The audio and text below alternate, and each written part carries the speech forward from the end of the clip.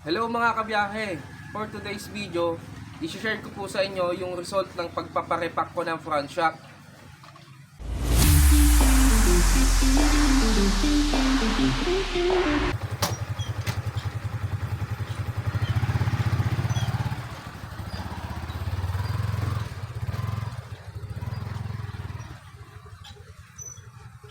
Ano po ba ang repack? Ito po ay proseso ng pagpapalit ng langis sa front shock ng ating motor. May mga tanong, mabuvoid ba ang warranty pag nagpa-repack? Ang sagot po ay hindi siya mabuvoid. Ano ang benefits ng repack? Mas gaganda ang handling, mas tatagal ang buhay ng ball race or knuckle bearing at wheel bearing natin. Mababawasan ang tagtag at paglagutok ng ating front shock. Kaya pinarepack ko si Sniper 155 kasi malagutok kahit konting lubak lang. Isa nga ito sa issue ng Sniper 155 2023 model na malagutok ang front shock. Magkano ang ginasto ko sa labor ng pagpaparepack at saan ko pinagawa? 650 nga ang nagasto ko sa pagpaparepack ng front shock at pinagawa ko ito sa Angel of Mercy Motorcycle Parts and Accessories. Bakit 650 ang singil sa akin? Ito po ang mga dahilan. Unang-una, malamang hindi regular fork oil or tuti lang ang kanilang ginamit. Pangalawa is yung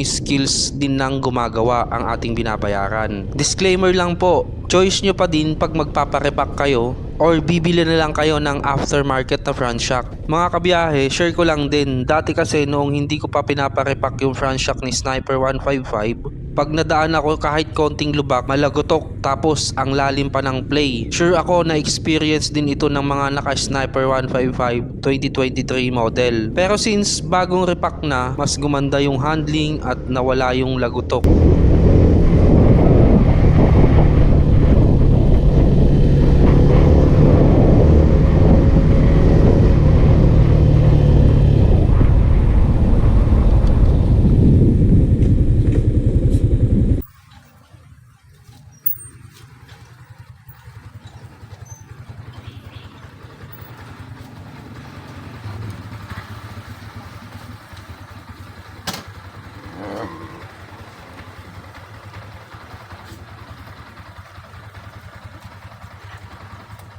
Noong hindi ko pa pinaparepack yung front shock ni Sniper 155, hanggang taas yung play niya. So ngayon hanggang dito na lang. So mas goods yung pagpaparepack ko kay Angel Mercy.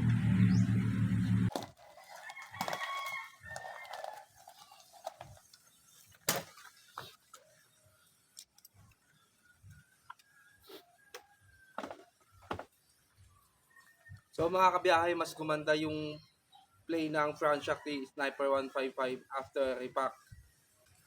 Pa-like and share naman po ng aking mga videos. And then pa-follow na din po ng aking page, Biyahe ni Onyok. Mga kabiyahe, maraming salamat po sa panonood. See you po sa next videos ko. Bye-bye.